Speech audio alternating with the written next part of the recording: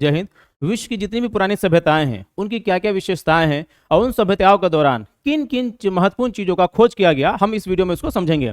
सबसे पहले समझते हैं कि सभ्यता क्या है। देखिए, जब मानव मानव की तरह रहने लगा, एक साथ रहने लगा, पढ़ने लिखने लगा, समझने लगा, एक दूसरे की भाषा को समझने लगा और मतलब इंसान की तरह रहना शुरू किया, तो इस स्थिति को सभ्यता बोलते हैं। दुनिया की जो सबसे पुरानी सभ्यता है उसको बोलते हैं मेसोपोटामिया सभ्यता। यह सभ्यता इराक में शुरू हुई थी। कौन कौन सी नदियों के पास? टिग्रिस और यूफ्रेटिक नदियों के बीच में है ना। अभी वर्तमान में इराक का इलाका जो है ये मेसोपोटामिया की सभ्यता है। मेसोपोटामिया की सभ्यता दुनिया की सबसे पुरानी सभ्यता है। लगभग आज से 400 या 400 से 35 ईसा पूर्व, मतलब आज से जोड़िएगा तो 6-6,500 साल पहले यह सभ्यता बनी थी। उसके पहले दुनिया में कोई सभ्यता नहीं थी। मेसोपोटामिया सभ्यता की विशेषताएं क्या थी भाई? इसमें संगठित नगरों का निर्माण किया गया, जैसे उरुक और उर शहर।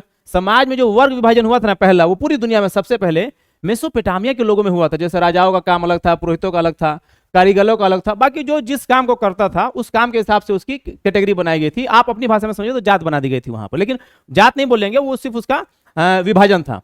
मंदिरों और विशाल जुगरेट्स भी एक प्रकार का मंदिर ही होता है जिसमें अलग अलग देवताओं की पूजा की जाती है, उनका भी निर्माण किया गया। मतलब यूं समझिए कि सभ्यता के शुरू से ही धर्म का, मंदिरों का आदान प्रदान, लेना देना शुरू हो गया। बहुदेववादी धर्म एक ऐसा धर्म था मेसोपोटामिया में जहां पे बहुत सारे देवताओं को माना जाता था, है ना, बहुत सारे देव माने जाते थे।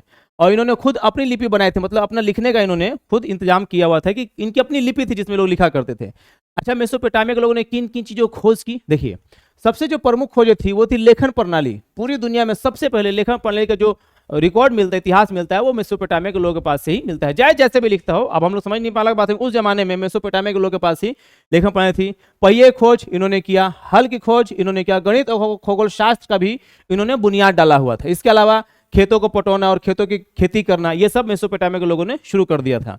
कांस्य और तांबे की चीजों का इस्तेमाल करना शुरू किया था इन्होंने। सिलेंडर की मुहरें थी, मतलब ऐसी मुहरें थी जो कि सिलेंडरकाल थी, गोलाकार हुआ करती थी। और सबसे पहला समय, घंटा या मिनट की जो गणना हुई थी इन्होंने बताया था। पूरी दुनिया में मेसोपोटामिया के लोगों ने सूरज को देखकर दिन और रात का मतलब हिसाब से, जो उजाला वाला जो हिस्सा हुआ करता था उसको बोला दिन, और जो अंधेरे का हिस्सा हुआ करता उसको बोलता है रात। और बाद में इस दिन और रात को 12-12 घंटे में विभाजित किया। अब आगे चल के 24 घंटा हो गया। अब एक साल बनता है कि 12 घंटा में क्यों ही विभाजित किया? 16 घंटा, 18 घंटा, 20 घंटे में कर सकते हैं। पहले समझिए, ये 12 घंटा जो है इन लोगों के लिए एक पवित्र नंबर था। दूसरी बात यह कि साइंस ये कहता है कि 12 जो ना बड़ा इजीली 1, 2, 3, 4, 6 और 12 ये सभी संख्याओं से डिविजिबल है, तो इसलिए उन्होंने 12 को चुना। खैर, ये मेसोपोटामिया की सभ्यता थी।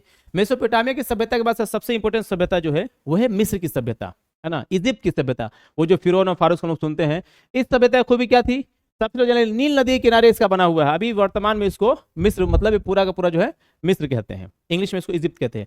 नील नदी दुनिया की सबसे लंबी नदी। अच्छा, ये नदी धार्मिक पॉइंट ऑफ व्यू से बहुत इंपॉर्टेंट है, जैसे ज्यूज के लिए, मुस्लिम्स के लिए और क्रिश्चियंस के लिए ये नदी बहुत ही इंपॉर्टेंट है। आपने सुना होगा मोजिज हुआ करते थे जिससे ज्यूज लोग मानते हैं, मुस्लिम इनको मूसा अलैहिस्सलाम बोलते हैं। वो जो नदी में उन्होंने लाठी मारी थी ना, वो यही नदियां थी जिसमें रास्ता बन गया था। मोजिज जो अपने सभी फॉलोअर्स के साथ निकल गए थे और बाद में जो फिरौन आया तो पूरा नदी भर गया, डूब के सब मर गया। वो नील नदी ही थी। तो नील नदी धार्मिक पॉइंट ऑफ व्यू से बहुत ही इंपॉर्टेंट है। और ये वैसे ही है जैसे समझिए कि हिंदुस्तान में सिंधु नदी किनारे सिंधु घाटी सभ्यता बनी, नील नदी किनारे मिस्र की सभ्यता बनी। ठीक है, दुनिया की सबसे लंबी नदी भी ये मानी जाती है। पिरामिड बने, विशाल राजप्रसाद और मंदिरों का निर्माण हुआ। पिरामिड आज भी दुनिया के 7 अजूबों में से एक अजूबा माने जाते हैं। नील नदी की बाढ़ से उर्वरक भूमि और किसी की जो उन्होंने खोज की, मतलब उसको और उन्नति दी इन्होंने, ठीक है, प्रगति हुई। हायरोग्लिफिक लिपि, चित्रलिपि का इन्होंने इजाद किया। केंद्र शासित राजसत्ता, देवता राजा फेरो की पूजा की। हाँ, अब इसको समझिए थोड़ा सा। एक इनको यहाँ फेरो हुआ करते थे, जैसे रूस के राजाओं को जार कहा जाता था, इजिप्ट के राजाओं को फेरो कहा जाता था। लेकिन पूरी दुनिया के राजाओं और इजिप्ट के राजाओं में अंतर यह है कि इजिप्ट के राजा they thought that they were the gods. वो लोग खुद मानते थे कि लोग गॉड है, भगवान है, मतलब उनकी पूजा होनी चाहिए। ये कमाल की बात जान लीजिए। वो नॉर्मल राजाओं की तरह नहीं थे, वो अपने आप को गॉड मानते थे, भगवान मानते थे, खुदा मानते थे। उर्दू में लोगों को फिरौन कहा जाता है। अब देखिए, अब इनकी मान्यता क्या थी? अब ये भी समझ लीजिए कि पिरामिड्स बने कैसे। इनकी कहानी जो है ये इस तरह से है कि पिरामिड्स, जो राजा मर जाता था ना, वो बोलता था कि हम दुनिया में राज तो करने आए कि हम मरेंगे तो उसके बाद वो राज करेंगे, मतलब ऊपर जाएंगे तो वहां पर भी हमको राजा करना है। हम राजा हैं तो राजा रहेंगे, सब जगह राजा रहेंगे, अब बाजा बजाते रहेंगे अपना। तो मरने से पहले ये लोग बड़का चका एगो बनाता था पिरामिड, अपनी भाषा में आप घर समझ लीजिए, पिरामिड बनाते थे। उस पिरामिड में जब मर जाते थे तो अपने साथ जितनी इनकी रानियां थी उस सब रानियों को लेकर जाते थे, गहने लेके जाते थे, सिपाही लेके जाते थे, खाने पकाने सबका सामान लेके जाते थे। कोई पूछता था राजा साहब क्या करेंगे ले जाके वहां पे, क्यों ले जा रहे हैं? तो बोलता था सब कि हम चूंकि राजा हैं, हमको राज करने के लिए रानी चाहिए ना, सिपाही चाहिए, खजाना चाहिए, इसलिए सबको लेके जा रहे हैं, उस राज में भी राज करेंगे। अब पूरा पिरामिड में भर के ये तो मरा हुआ लाश है, और सब उसके अंदर गैस से मतलब ऐसे ही मर जाता था सब। तो इस तरह से फिर आप देखिएगा मम्मी जो फिल्म बनी उसमें बहुत सारा गहना और कंकाल दिखाई देगा, वो सब उसी रनिया सबका है। खैर, तो ये फिरौन की अपनी कहानी है। इन्होंने क्या क्या खोजा, किस चीज का इन लोगों ने आविष्कार किया, मिस्र की सभ्यता के लोगों ने मम्मीकरण की कला सीखी इन्होंने, शव संरक्षण, मतलब एक ऐसी इन लोगों के पास कला थी जिसे मम्मीकरण कहते हैं। इस कला में ये लोग किसी भी लाश को कई सालों तक बिना सड़े हुए बचा के रख सकते थे।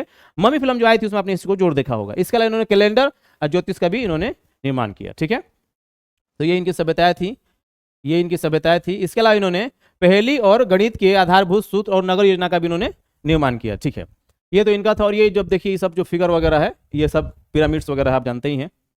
ठीक है, इसमें कुछ खास इंपोर्टेंट नहीं। अब आइए, इसके बाद से आते हैं हमारी अपनी सिंधु घाटी सभ्यता। सिंधु घाटी सभ्यता जो है बहुत इंपॉर्टेंट है। सिंधु घाटी सभ्यता को सिंधु घाटी सभ्यता इसलिए कहते हैं क्योंकि ये सिंधु नदी किनारे बना। कब से कब तक ये सभ्यता ये है? ये सभ्यता का काल जो है 3300 से लेकर 1300 ईसा पूर्व तक, मतलब आज से सब लगभग 4000-5000 साल पहले की सभ्यताएं हैं। ठीक है, मिस्र की सभ्यता भी इतनी पुरानी थी।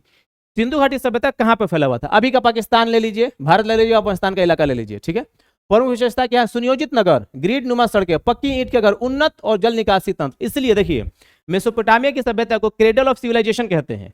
इजिप्ट की सभ्यता को क्या बोलते हैं? इजिप्ट की सभ्यता को पिरामिड्स की सभ्यता कहते हैं। लेकिन सिंधु घाटी सभ्यता को नगरों की सभ्यता कहा जाता है, क्योंकि पूरी दुनिया में सबसे उन्नत और बेहतरीन नगर हम लोगों ने बनाए थे, जिसमें पूरी दुनिया में खासतौर से अंग्रेजों चुट्टा सब मड़ई में भी ठीक से नहीं रह पाता था। हम लोग 2-2 मंजिला घर बना के रहते थे। कहां पे? सिंधु घाटी सभ्यता में। व्यापार हमने शुरू किया था दुनिया के अलग अलग हिस्सों से, देशों से। हस्तशिल्प हमको आती थी। मूर्तिकला आपने देखा भी होगा, ये मूर्ति वहां पे सबसे पहले मूर्ति पाई गई थी, ये मूर्ति है ना। तो हमने मूर्तिकला में भी काफी आगे हम लोग थे। इसके अलावा सील मुद्राएं थी, ऐसी मुद्राएं, मतलब मुद्रा चलते थे जहां पे कितने जगह बाटर सिस्टम चलता था, हम लोग मुद्रा चलाना शुरू करते थे।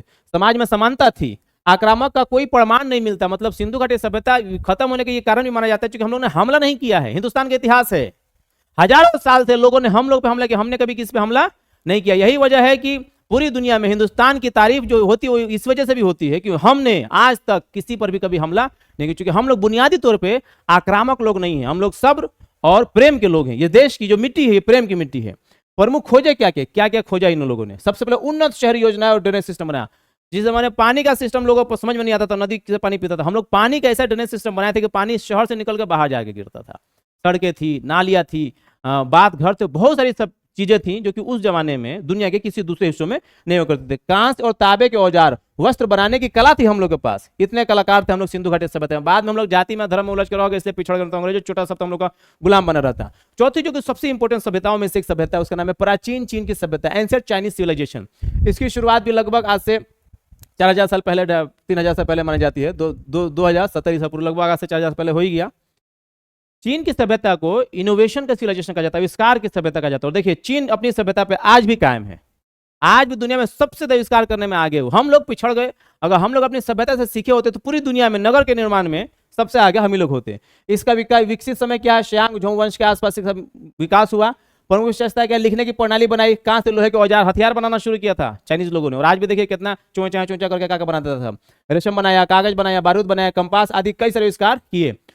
तो ये 4 महत्वपूर्ण सभ्यताएं हैं, और इन सभ्यताओं के बाद से इंसानों ने बहुत तेजी से विकास करना शुरू किया। और आज हम जहां पर पहुंचे हैं, इन्हीं 4 सभ्यताओं का योगदान है। जय हिंद।